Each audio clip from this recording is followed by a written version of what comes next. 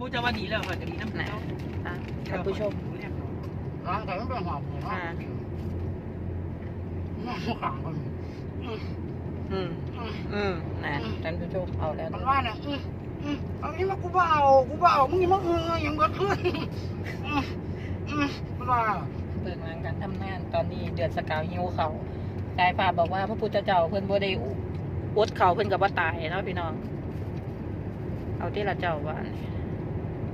เอาขึ้นเงียบปะนี่เอาเลยปากมึงคงเคยบอกว่าผมก็ไม่รู้ความมันเลยอาหารกินเพื่อนผมไม่เลิกนะผมไม่เลยเนาะเบื้องหลังการทำงานก็แล้วกลับบ้านพี่น้องนั่นเห็นเอียงก่อนฮะ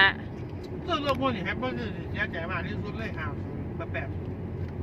50กับ80เนาะคือไปใส่ก็เจอแต่เลข0บ่ค่ะไม่เดือนเอาวิ่ง0ไปเลยรูด0ไปเลยครับพี่น้องครับรูด0ไปเลยว่าผิดหวังบ่ได้บอกให้เสียดิบ่ได้บังคับคนให้เสียพ่อแต่ว่าบอกให้ฟังพี่บอกยังก่อนบอกให้ฟังฟังแนวไหนจังได๋บ่ได้บอกให้เสียแต่ว่าเขาบอกให้ฟังซื่อแนวไหนมันก็เป็นจังซี่เอาถาฟังอยู่เด้แนวใดล่ะถือใจแพ้ก็บ่ถือใจแพ้อันนี้ก็ขอโทษขออภัยนำเนี่ยมาจากวัดป่าอุดรแล้วเนาะจะมาคุยกันตัวเลขนี่แหละครับก็นี่ข้อกันใกล้เลขที่ว่ารถคือสองมาจังสั่นหวยมันบ่แม่นดิแนวนั้นอย่ามาแก้เอาในห้องเพิ่นแอร์มาทีดิบ่ดิเมื่อกี้เขาเจ้าเจิดมาดิคอมเมนต์ก็เจ้ารถก็เจ้านักแม่นบ่เขาแคบไว้เอาแต่ไม่เป็นขับเร็วต้องขอตัวเห็นเขาขับเร็วฝากคนอะไรก็ติดตามเป็นกำลังใจเดือดสกาวแล้วก็ต้องใช้ฟ้าวัฒนาน้ำโชคโอ้ซื้อวิแต่พังแหวกแบบนี้ให้ติดตามเขานี่บอกเลยว่าแนวทางเขาหมู่บ้านเขาพังแหวกแน่นอนหมู่บ้านเขาไปซีดารามFC ทักอยู่เด้หมู่บ้านนั้นเอาไปบอกสว่าสายฟ้าที่นี่ว่าซั่นว่าวัฒนาเป็นบ่เพิ่นว่าถ้าคุณไปตีไปเลี้ยวคุณจะมาจอดอย่างนี้ท่านไม่ให้คุณกินนะโอ้ยอย่างนอบัดนี้เนาะโอ้ฉันไม่ชอบเลยพี่น้องเอ้ยเพิ่นหิวข้าวอ่ะตัวเบิ่งหลานเนี่ยเอาจังได๋กินอยู่บ่ปากแสดงว่าถอยทำไมคือท่านในจังหวะข่อยอยู่เนาะอันนี้ก็ได้ถ้าว่าจะกินรถผู้เจ้าก็อยากไหมอยากจะกินรถดิคือมีพญานาคหน่อยเป็นเดียวน้ำขั้นนี่น้ำประกบไม่ต้องพุ่นเพราะว่าปวดเอาเป็นจังได๋ก็สายฟ้าคือเงียบว่าสิเว้าอีหยังบอกว่าให้เสื้ออย่างเอาโบเลี้ยงเบอร์นี่แหละซื้อเหล็กน้ำมูอยู่ป่ะเจ้าคอยบอกคอยว่าเป็นจังได๋คอยบอกจังดีถือคอยซื้อคอยบ่ถือมันยังมีแต้มนึงแม่นซื้อลงนั่นถือด้วยแล้วคอยให้50นาทีซื้อ60 70นาทีรับเลยจะว่าโอ้ยสิว่าถูกไปเห็นปาดข้อบ่เอาจังซั่นเขาให้ตัดเล็บซะแม่นบ่ออกเขาเคยซื้อเบาบ่ได้บอกให้ไปเสียบ่ได้บังคับคนมาเสียบ่ได้บังคับคนมาฟังเด้แต่ว่าบอกให้ฟังซื่อๆบอกให้ฟังซื่อๆเนาะ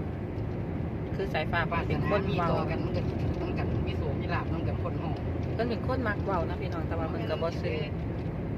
หลายอย่างบ่แม่นว่าบ่ซื้อพี่น้องไม่เดือนบ่ให้ซื้อไม่เดือนจัดผู้เดียวอย่าบอกแห้งเพิ่นสิได้ยินโอ้ยเนาะปิดวาจาสายตารถตกตะลุรถตกอันลุมนี่สายฟ้านี่มองหยังก็มองสายพี่น้องยาน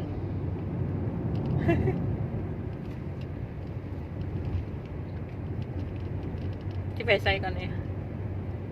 ฮะมันจะขับเลี้ยวนี่แหละมันบ่บอกบ่สิเป้าเขาถามแล้วเขาอยากเขาหลง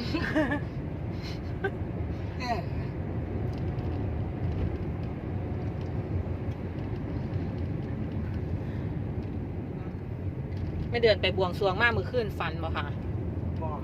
บ่ฟันเล่นบ่เขาถ้ำสวดมนต์นอนเข้าทำสวดมนต์นอนเมื่อย เพิ่นกับเมื่อยมาหอดเพิ่นกับรับเพิ่นกับเมื่อยเนาะร่ำ3-4 เพลงเนาะบวงสรวง ก็ตื่นแต่เช้าค่ำล่ะ ตื่นแต่เช้า บ่ได้นะ บ่ได้ อ พั ย่าง ก เรามี ผ่อน แห่งทำงานให้ FC เพิ่นนั่นแหล้ว ค่ะ ก็ทำงานจังซี่แล้วเดือนไซหางานหาตัวเลขเด็ดๆให้ FC เพิ่นนั่นล่ะแต่ว่าเป็นที่ไหนบ่รู้ที่นี่เด็ด เด็ดสุด ผู้ใดสถิติรวมผู้ใดถือเลขดูก็หมู่ถือเลขดูก็กันแต่ละช่องนั่นมันต้องไล่จังซั่นนี่ ๆวันนี้ก็คือเอาไป บ่แม่นว่าสิไปไล่ว่า วันนี้ก็เอาไปสวนรถนะ เด็ดมาแต่ ส่ว ไส นยางเดียวเลยนะคะ เด้แม่ว่าบ่แม่นว่าสิไปไล่ว่าเด็ดเจ้าของเด็ดสิไปเว้าอุปโลกก็แม่นบ่แม่นนี่มันต้องมีหลักฐานมีความจริงก็คือว่าผู้ใดถือดูกันโลดนะ ค่ะ นั่นเขาจะว่าเด็ด เด็ดเฮากับเด็ดเฮากับว่าเฮาเด็ดเนี่ย นะ แต่ว่าเขาว่าเขาเด็ดดอกไอ้ FC เพิ่นเบิ่งเอารวดนะถ้าการนี้ก็คือให้เพิ่นให้พิจารณาเอาเองรวดนักละกัน แต่ว่าห้ามบ่ขอเป็นบอกว่าเด็ดบ่เด็ดแต่ว่า ตามสายตาโลดนะ แต่ว่างวดนี้แม่เดือนเพิ่นก็เว้าคืองวดที่แล้วว่าคอดังคนเดียวเนาะอืม ก็เหตุการณ์น้ำอยู่ มันมีแนวทางที่ดังอยู่แต่ว่าก็คงสิเป็นไปบ่ได้ดอกเนาะคันดวงบ่มีบุญบ่มีอีหลีก็คงสิบ่ได้เกิด ก็คือจังเขาเจ้าว่าแข่งอะไรก็แข่งได้แต่แข่งบุญวาสนาแข่งไม่ได้เนาะค่ะพี่น้องเนาะ แข่งไงมัน เออ ก็ต้องดีนะหมดแล้วคนก็ต้องดีนะปัญญาก็ต้องมีพร้อม แมนค่ะ อืม โมเมนว่าเฮาอยากได้เฮ้ยว่าอยากได้คือเพิ่นมันบ่แมนเด้ มันเกิดบ่ได้เด้ครับ แต่ว่าคุณก็ต้องการกระทำคุณก็ต้องดีพร้อมดีแบบได้ล่ะก็ดีได้จิตได้ใจคุณก็ต้องดีก่อน ค่ะ คือมานํกันโมเมนว่าสิเปรียบเทียบใส่กันเด้ค่ะพี่น้องมันบ่ คน แม่น เฮา เด้ มันมีดีแน่บ่ดีแน่ล่ะแต่ว่าเฮาจะแน่มันดีขึ้น สิไปเบ้าหน้าเบ้าหลังมันท่อคน แมน สิไป ค่ะ ท่อ แม บ้าน น สายฟ้า ซ้ำนั่น เออ คนที่มันน่ะ จะรอเลยเด้อมันทางนี้ทางเดียวขอว่า คือว่าเขาท่อก่อน ค่ะ ท่อเนี่ยได้ทำดีท่อเนี่ยได้การทำดีคือบ่ได้ดีเสีย เออ คือได้แต่ความลำบากใจลำบากใจกูทำดีน้ำคนตลอดคิดดีน้ำคน เอาไปแห่งถ้ำไปเรื่อยๆได้สายฟ้า อันที่เขาหลุดออกไปจากการทำดีคือว่า แมน คนมันท่อ แมน ไม่ยังคือทำดีคือบ่ได้ดีคือยังได้รับ คือจังเขาเจ้าว่าทำดีมันยากทำชั่วมันง่ายเนาะค่ะพี่น้อง ลังเทียน่ะมันคนบ่ได้คนเฮานี่แหละมนุษย์มันมีหัวจิตหัวใจว่ามัน แต่ว่ามันในอยู่เฉพาะบางคนอยู่ ไม่มันมีความเป็นสัตว์ป่าได้ตัวมันอยู่แล้วแต่เราคน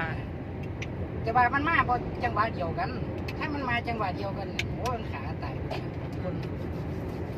แต่ว่าคนเฮามันดีอยู่แล้วนี่เอาตามความคิดของเดือนสกาวเนี่ยเดือนสกาวคิดดีมาตลอดทำดีมาตลอดแล้วบ่เคยความบ่ดีบ่เคยมีอย่างเดียวมีแต่ดีมาตลอดอยู่แล้ว ค่ะ ตั้งแต่นายจนไงเราไพ่สิมาเอาความบ่ดีเขามาในหัวก็เป็นไปบ่ได้เพราะว่ามันมีดีตั้งแต่ที่แรกคิดดีทำดีและปฏิบัติดีมาตลอด อยู่ ตั้ ตั้ ง ง แต่ แต่ ตั้งแต่เกิดตั้งแต่ใดเท่าใดแล้วมาแล้วก็ความ บอก ดี ว่าเราคนหัวลุกเลยไหม ตั้งแต่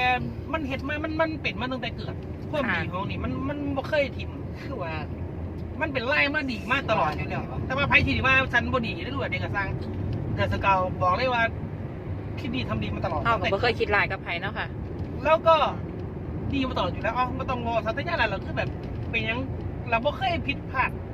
แล้วก็รับเองพร้อมแล้วก็บ่พลาดหลายหนึ่งเบิ่งเจ้าของ ทุกคนต้องเบิ่งเจ้าของ ถ้าไม่ดูตัวเองก็จะไม่เห็นใครฉะนั้นแล้วความดีของเรามันก็ไปเกาะคุ้มกันของเราอีกอันนี้ก็ว่าบ่ได้อีกล่ะว่าเป็นก้อนจังไดต้องทำดีความดีชนะทุกอย่าง ค่ะ ชนะแม้กระทั่งใจเจ้าของที่ดีๆกับเขามากอัศจรรย์พวกอัศจรรย์เกิดโอ้ต้องไปบอกว่ามันหอดดอกแค่ข้างหน้าเอาเป็นว่าตัวเลขของเฮานี่กัน ค่ะ คือง่ายๆก็อย่าไปหาอีสาคนเถอะเนาะเดือนเนาะเออ จง เฮา พ นี่ อ ดี ใจ ที่สุด ใน แล้ว สิ่งที่ตัวเองมีแล้วก็ต้องจงพอใจในบ้านเกิดตัวเองอย่าไปเลี้ยว โอ้อีหยังเนาะบัด ไม่ นี้ เลี้ยวเพราะว่าฉันเจอป้ายแล้ว จงพอใจในที่เจ้าของมีอย่าคิดว่าเจ้าของนี่อย่าลืมรากฐาน บ่ออก ค ทาง วาม รอง ที่ หาน ตัวเองเป็น อ่า อย่าคิดใหญ่ไฟสูง พอใจในสิ่งที่ตัวเองมีนั่นมันเป็นความสุขแล้ว ค่ะ คนเกิดอยากได้อยากมีอยากโน่นอยากนี่อย่างนั้น ความสุขของคุณก็เลยหาไม่มี นั่นบ่ทุกคนความอยาก ทุกคนมีความอยากหมดครับเดือน ค ส วามอกาก ายยิ่ มัน ง เป็นบ่ทุก เดือนสกาก็มีความอยากเหมือนกัน แต่ว่าอยาก อยากหลาย ไม่ได้อยากความแตกต่างมันอยากอยู่ที่ใจ ถ้ามัน เรา อยากหลายอยากได้สิ่งที่มันเป็นไปบ่ได้มันเป็นบ่ทุกคนเจ้าของดิเขาสิเสียใจย่ามของบ่ได้ เกิดมาทั้งทีความสุขของตัวเองอยู่ที่ไหนครับ เอาให้เว้านำแน่ก็สิเว้า เอาขัดเข้าบอก แต่ควางก็เว้าเหย้าเว้า ใจเย็นใจเย็น เอา เอา 2-3 วิ เขาปล่อยให้คุณพูดมาตั้งแต่ขับรถแล้วโอเคโอเค เจ้าก็บ่ข่อยเว้าจักเที่ยเนาะข่อยก็เว้าได้ทีละครึ่ง เอาเว้า บ่ทันฮอดหยุดไข่แม็กมันซื่อๆได้นี่ เอาเว้า เกินให้เฮาเกินซื่อๆมันเบรก เอาเลย มันบ่แม่น อืม ทุกคนมันก็มีเบิดนั่นล่ะกิเลสเขาเอิ้น เอาไปต่อครับ ทุกอย่างติดระบบชีวิตนี่ อันนี้สักทีเรามา ถ้าเป็นไปอยากได้คือเขาน่ะมันสิเป็นความทุกข์โลดทั้งเบิ่งเจ้าของตอนนี้ก็เบิ่งเขาตอนนั้น มันคนละตอนกัน เดี๋ยวถ้าเกิดว่า อันนี้สงส์มันมีอีหลีน่ะเดี๋ยวมันสิให้เฮาตอนนั้น ตอนที่เขาเป็นน่ะแต่ว่าจะสิไปน้อยใจเด้ว่าเป็นหยังคือบ่มีคือเขา